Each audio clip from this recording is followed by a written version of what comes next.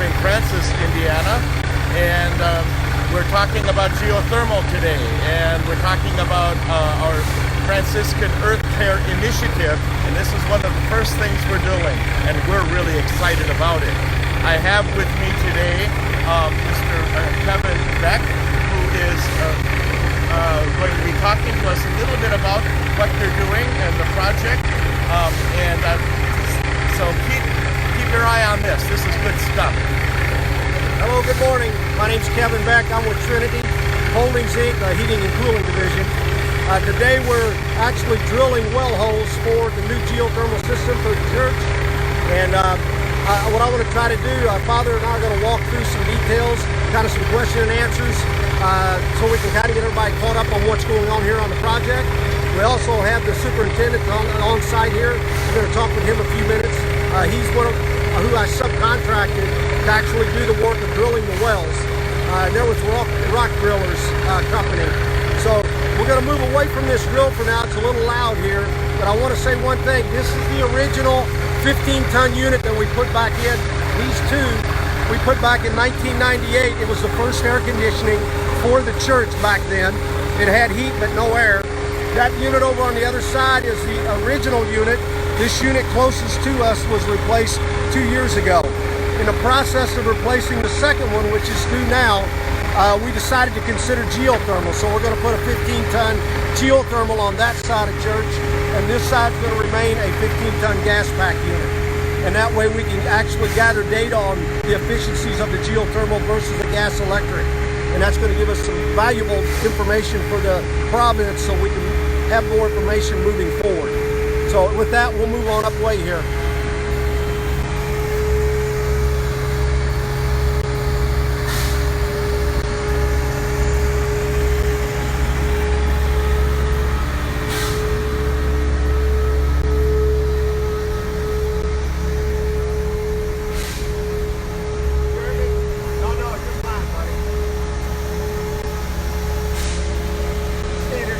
Operation in the background.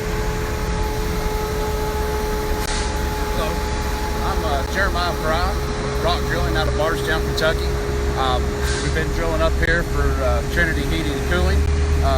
Drilling's going really well. We've been here for 2 days. A little bit of water, but not too bad. Other than that, excellent drilling up here. We've been drilling geothermal since '96. We've got 15 drill rigs, about 24 employees. Drill geothermal all over southern Indiana and all Kentucky, and we go out of state a little bit more, but it's not too much. But if for any of your all's drilling needs for geothermal, you can look up Kevin, or there's some other contractors too. But be glad to do residential or commercial geothermal. Thank you, Jeremy. I appreciate it. Thank you very much.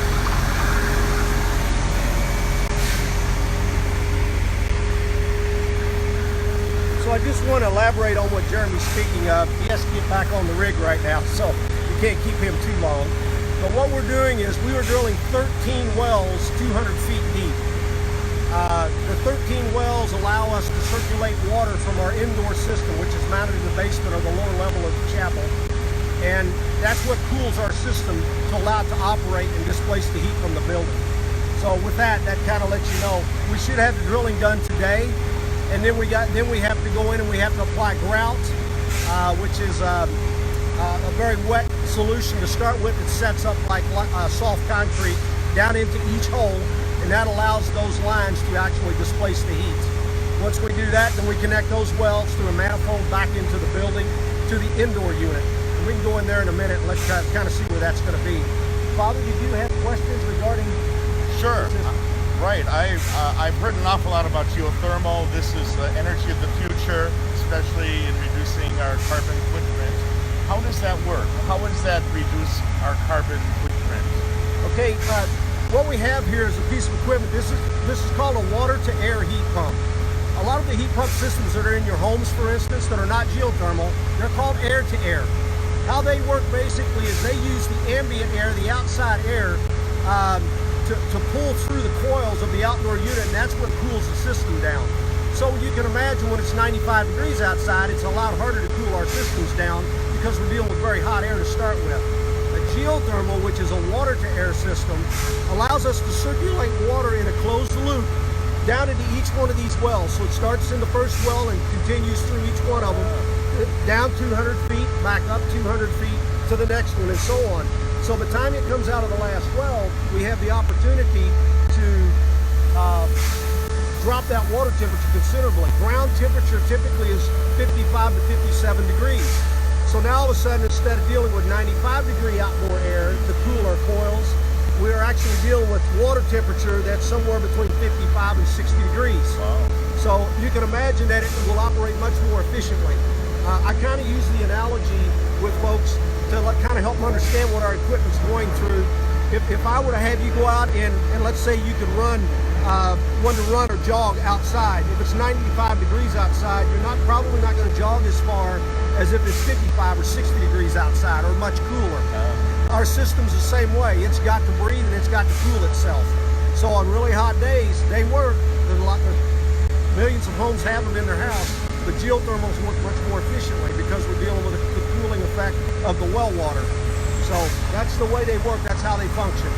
And then that water's pumped into an indoor unit. We'll go in there and show you where that's going. And that unit has a coil that chills, and then it blows air across the coil and into the space. That's how it works. Oh, thank you. So that uses a lot less, using energy, renewable energy then. Absolutely.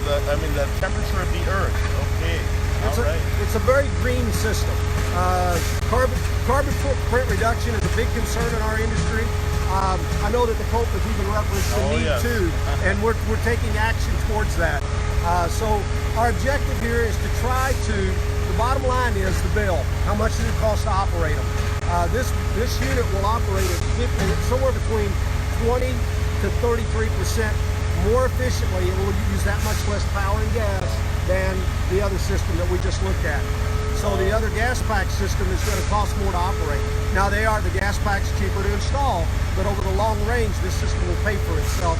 And also, more importantly, it's a very green, very efficient system. Okay, thank you. That's wonderful. You're welcome. Do you think we would want to go inside and see the location? Just kind of give an idea. Sure. Hang on. We got something more to show you. Would you want to talk about the Franciscan Earth Care Initiative as we're walking, or inside? Inside. Okay. We're going to have to cut the video now because we got to go inside and unlock to get out here. Okay. Well, we'll end this now, and we will start another live video. Okay. We'll start another live video in just a couple of minutes. Stay tuned. Stay tuned. So welcome back. This is part 2 of our geothermal system here at Mount St. Francis. I'm here with Kevin Beck, who is explaining to us how this all works and how we are reducing our fossil fuel footprint, our carbon footprint here on the planet. And this is part of our Franciscan Earth Care Initiative. And we've got a number of projects going, especially here at the Mount. Greening the Mount is part of that initiative here, going into renewable energy, including solar panels and conservation efforts and water conservation and use of recycled materials and so forth, and our programming as well. Today we're focusing on geothermal, okay? And the geothermal, again, we're continuing now. We're going to be going inside, and Kevin is going to be showing us a few things, right? Absolutely. Okay, part 1, we started outside here. We're out here again. You can see the tops of the wells where the black lines are sticking up out of the ground. Those sets are running 200 foot to the bottom of the wells.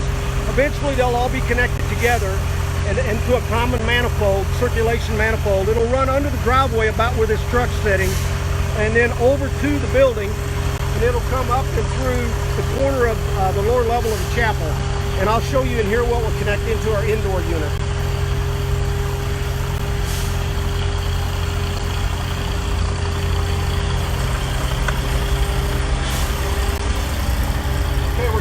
Sanctuary, and this gives us an opportunity to tie the system together for you. Get positioned here.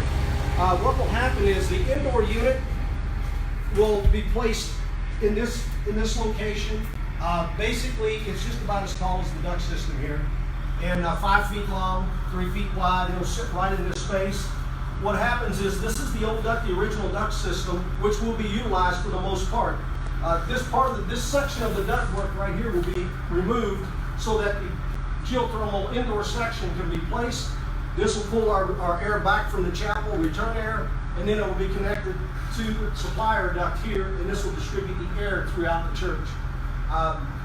Basically, this indoor section has a big fan for air moval. It has coils that will allow us to transfer the heat from the church, and the wells will then cool our system down. In the simplest terms, basically, this is very similar to a unit that's in your house. We're just looking for air distribution at this point. And then, of course, there's more to it. We can get into part 3 and 4 as needed, but I wanted to just give you an update on the way the wells are going and how that ties into the system inside. Oh, thank you very much, Kevin, and thanks for staying tuned with us and following us on this podcast. Also, there's going to be more on the Franciscan Earth Care Initiative, as well as more on what's happening here with our geothermal project. Thank you for your attention this morning. Great. Thank you.